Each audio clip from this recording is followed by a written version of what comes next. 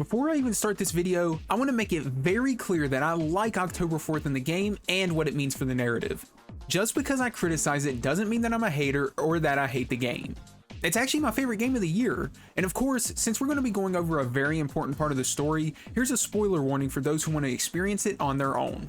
With that disclaimer laid out, welcome to my dissection of the October 4th full moon operation and why it is the worst written part of Persona 3's entire narrative. Almost nothing makes sense about the writing when you really think about it, and I came to this realization after making my Mitsuru character analysis.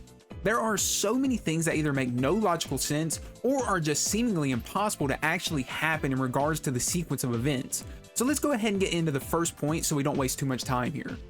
The first point I want to make for this topic is what really prompted me to make this video. How did Akihiko and Mitsuru not realize what was happening sooner than they did? I mean, seriously think about the two of their characters up to this point in the game. Akihiko has talked to Shinji so many times over the past couple of years about how he regrets killing Ken's mom, which happened exactly 2 years ago on the very date of this operation. And not only that, Akihiko and Mitsuru were literally there when it happened. Akihiko's entire character revolves around his regret of not being able to save his sister Miki and his desire to prevent anyone else from dying around him. So why in the hell would he have conveniently forgotten all of a sudden when it just so happens that Ken and Shinji are missing on this date? The main explanation for this is that due to the fact he was focused solely on fighting in that moment, he just completely neglected the thought and focused on what was in front of him. Which, okay, sure, let's give him the benefit of the doubt and say this point is true, which I think is a massive stretch to say that. Akihiko still isn't in the clear, and I'm going to get to that in a moment. Before that though, let's talk about Mitsuru. Not only did Mitsuru just so happen to do the same thing as Akihiko in the fact she just conveniently forgot what date it was, and the fact that Ken and Shinji were missing, even after Akihiko says he's gonna go look for them, Mitsuru somehow still didn't get the hint of what could possibly be happening. She walked her ass all the way back to the dorm, and it was only after Junpei brought up October 4th for like the 500th time that night and practically bashed it into her head that she realized. This is just actually nonsense, especially with the added context of Persona 3 Reload's linked episodes. In Shinji's linked episodes, it's shown in greater detail how much he regrets what happened to Shinji and how he ended up, and it also shows she understands his situation just as well as Akihiko basically. So why in the hell did it take the literal genius of the group, who might not remind you was literally there on the day Shinji killed Ken's mom, that long to grasp the situation? I said this in my analysis because I wanted to be fair, but this could demonstrate how Mitsuru is still not aware of what goes on around her in regards to other people, since she still doesn't totally understand the group and puts the work of the group above all else. It would make sense considering the fact her ultimate goal is to end the Dark Hour so her father and herself can have some relief from the situation. As said in the game, he has never been the same since the Dark Hour came to be, and she had Persona essentially forced upon her to save him. Even with this thought in my mind though, I still can't justify how fucking long it took her to realize what was happening when there were so many signs pointing toward it that you would have to be an actual zombie not to pick up on at least one of the hints. And this applies to the both of them. It just makes no sense, and even with the possible explanations I thought of, I'm still not convinced these are adequate reasons to be this dense, especially regarding something the two of them regret so badly. Okay, you remember how I said even with the most gracious benefit of the doubt in Akihiko's case, he still isn't in the clear? Well, let me elaborate on what I meant by that. After the team defeated the Strength and Fortune Arcana shadows, Akihiko realizes what is most likely going on and splits up from the team. So this begs the question, what the hell was Akihiko doing during this time? After Shinji is shot and is dying, Akihiko ends up getting there at the exact same time as the others. So what the fuck was he doing? You can argue he just didn't know where to go or look, and to be honest, I think that argument is kinda null and void. Even if he didn't know where to look, the most obvious and likely place to check first would be the place Shinji stayed at the vast majority of the time, which is the station outskirts. And guess what? That's exactly where the two of them were. If he didn't think to look there first, not only is he the dumbest character in the entire game, but also where the fuck else could he have possibly been? The damn ramen shop?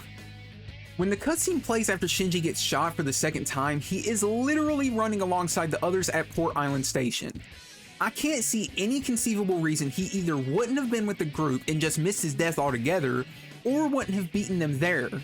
The only explanation for him running alongside everyone else is that he just so happened to bump into them out of nowhere while searching, which is only possible if he was moving literally as slowly as he possibly could. Remember, everyone else walked all the way back to the dorm, had a conversation about October 4th while Fuka tried to find them, then ran down there. Akihiko had such an insane head start that it's literally inconceivable that he didn't make it there before them. Also, think about this. Fuka literally has telepathy. She could have told Akihiko what was happening and given him a head start, which is just another way this could have been prevented because they weren't that far off from getting there in time. But I'm not even going to go in on that because there's something else that is actually just impossible about the writing here. My next point here is regarding the actual meetup between Ken and Shiji themselves. You might be wondering what I mean by this, so let me break this down. With the time it takes for Shinji to arrive to the point where the others get there as he lies dying, it took a grand total of roughly 8 minutes. With this information in mind, there's no explanation for how the sequence of events makes any sense. Now you might be wondering why I say this, so let me explain. Even if we assume S.E.E.S had defeated the Shadows within actual seconds of arriving and ran their ass all the way back to the dorm, then ran all the way to the station outskirts, there's still no way they could have made it to Shinji in time logically. Shinji and Ken were gone before they even left to go fight the Shadows in the first place, so they should have been having this conversation as the fight was going on or even before then. But since the discussion took a grand total of about 8 minutes from start to Shinji dying, it's actually impossible in any explanation I can think of for this to make sense. If Shinji arrived before or during the fight, there's no way the timeline makes sense because he would have been dead and gone long before they even knew what was going on. So the only logical explanation is that he arrived sometime after the fight had finished. If Shinji arrived after the fight, it still makes no sense because think about a couple of things. One, where the fuck would Shinji have possibly gone? It's not like his character to just fuck around and wander— Look at it. Wandering around like a clown.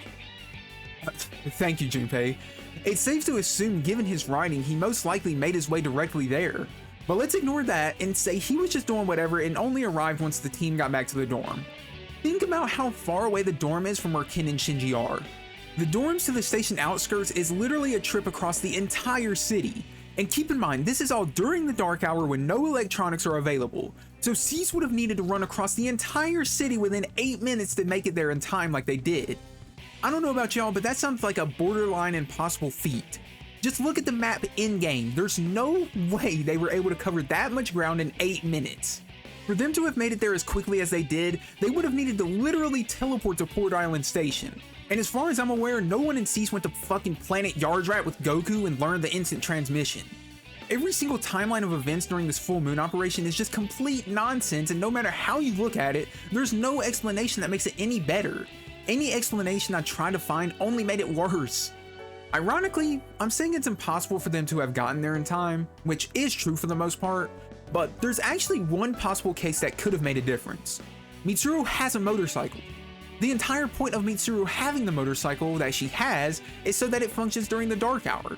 With that motorcycle, Mitsuru and maybe one other person could have made it to Shinji on time. But honestly, I won't even hold this against her because this has the most understandable and human explanation. Since she had already been quite dumb and forgot about everything until that moment, she of course panicked, so I'm sure riding her motorcycle was the last thing on her mind. And for that reason, I won't even hold it against her, I really won't. But it's just another possible way that Shinji's death could have been avoided. Now, I wasn't lying when I said I still liked this full moon operation, even though it may seem like there was literally nothing I liked from it. Shinji's sacrifice in itself is one of the highlights of the whole game, and I think it's when the narrative really starts to pick up. Everyone after Shinji's death had a change in attitude, and that alongside the events that come after push everyone to become better people and to view the world in a better light. It also felt like a great end to Shinji's character arc, and it showed the kind of person he was. Shinji is one of the best characters in Persona 3 for me personally, so this scene really has stuck in my head for a long time, and every time I see the clock nearing October 4th in real life, I start getting antsy even though it's just a video game that came out well over 15 years ago at this point. So I'd say that makes it a pretty damn great date all things considered, just for the sheer fact of how memorable it is. I don't mean to go back to shitting on the game here, but Persona 3 Reload's version of this full moon operation does make me wonder about something. They clearly took a lot of inspiration from the movie for moments of this game, and the cutscene where Shinji is dying is no exception. So it makes me wonder why they didn't use the movie adaptation version of this because it fixes literally every problem I've stated in this entire video.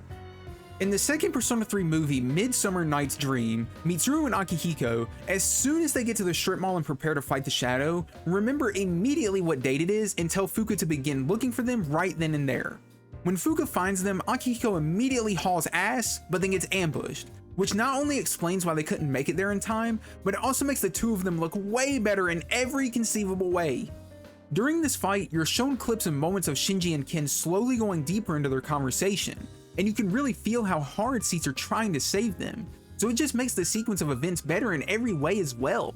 It's paced better, and it's a lot more believable as to why they couldn't make it to the station outskirts in time, and that's because they literally couldn't.